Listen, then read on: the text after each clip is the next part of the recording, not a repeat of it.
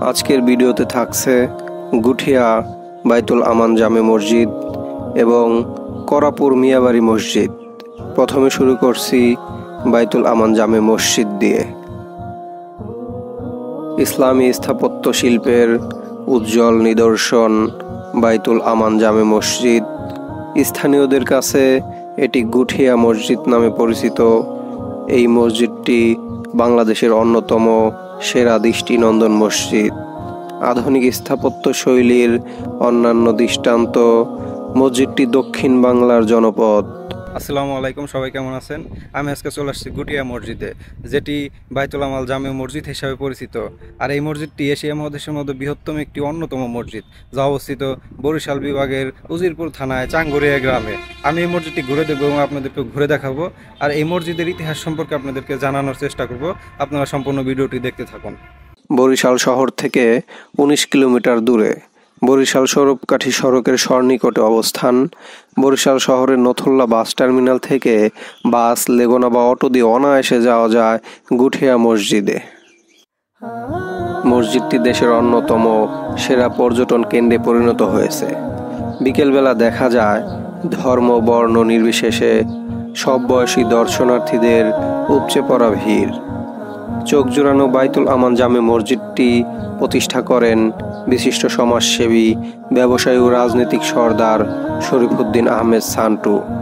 মুসলিম স্থাপত্য কীর্তি বাইতুল আমান জামে মসজিদ কমপ্লেক্সের কাজ শুরু হয় 2003 সালের 16 ডিসেম্বর, আর এটি 2006 সালের 20 অক্টোবর জুমার নামাজের মাধ্যমে উদ্বোধন করা হয়।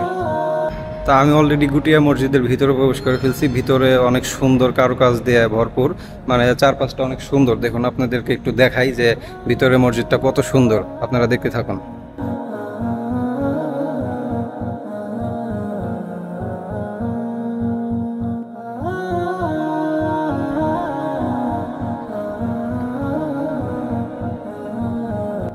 তো আমি আপনাদেরকে মসজিদের ভিতরটা ঘুরিয়ে দেখালাম। এখন বাইরে চলে যাবো। বাইরে আরও অনেক অংশ আছে, সেগুলো আপনাদেরকে দেখাবো। মসজিদটা আসলে অনেক সুন্দর, যেটা এশিয়া মহাদেশের মধ্যে বৃহত্তম একটি মসজিদ। আসলে মসজিদটা ঘুরে মনের মধ্যে একটা প্রশান্তি চলে আসে, কারণ এত সুন্দর মসজিদ আগে কখনো সামনাসামনি দেখি নাই। নান্দনিক এই মসজিদটি 14 একর জমির উপর নির্মিত। মসজিদের ভিতরে ও বাইরে প্রায় 8000 মুসল্লি একসাথে নামাজ আদায় করতে পারে। মসজিদের প্রধান ফটক দিয়ে প্রবেশ করলে দেখা যায় ডান পাশে আছে একটি পুকুর, যার চারপাশে ফুলে ফুলে সাজানো আছে সুদৃশ্য পুকুর ঘাট ও বসার সুন্দর ব্যবস্থা। মসজিদের প্রবেশ পথের দুপাশেই রয়েছে দুটি দৃষ্টিনন্দন ফোয়ারা। 20টি গম্বুজের স্থাপত্য করায় সাজানো পুরো মসজিদটি। মাঝখানে প্রধান গম্বুজের চারপাশে বৃত্তাকারে লেখা রয়েছে আয়াতুল কুরসি। মসজিদটিতে রয়েছে একটি সুদৃশ্য মিনার। 183 ফুট উঁচু মিনারটি অনন্য সুন্দর। এই মসজিদটিতে রয়েছে একটি এতিমখানা, হাফিজিয়া মাদ্রাসা এবং ঈদগাহ। মসজিদের আঙিনা জুড়ে তৈরি করা হয়েছে ফুলের বাগান, গাড়ি পার্কিং ও হেলিপ্যাড। মসজিদের 3 দিকে তৈরি করা হয়েছে মনোরম লেক। উদ্যানময় এই বাইতুল আমান জামে মসজিদটি আপনিও সময় করে ঘুরে আসতে পারেন, নিতে পারেন জান্নাতি সুবাস। তো আমি এই বাইতুল আমান জামে মসজিদ থেকে বিদায় নেব। এখন আমি চলে যাব হচ্ছে মিয়াবাড়ি মসজিদ। সেখানে গিয়ে আপনাদেরকে মসজিদ দেখাবো এবং মসজিদের ইতিহাস তুলে ধরার চেষ্টা করব।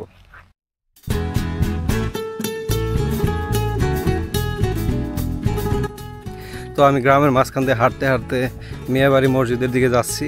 মসজিদটা আমাদের সামনেই, আর হয়তো বা 1-2 মিনিট হাঁটলে আমরা পৌঁছে যাব। আমি মসজিদে গিয়ে মসজিদটা আপনাদেরকে দেখাবো।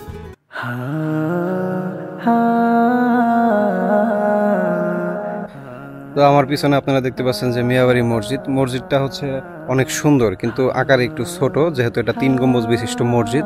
তবে মসজিদটা অনেক পুরানো, যেহেতু এটা হচ্ছে এই বরিশালের একটা প্রাচীন নিদর্শন।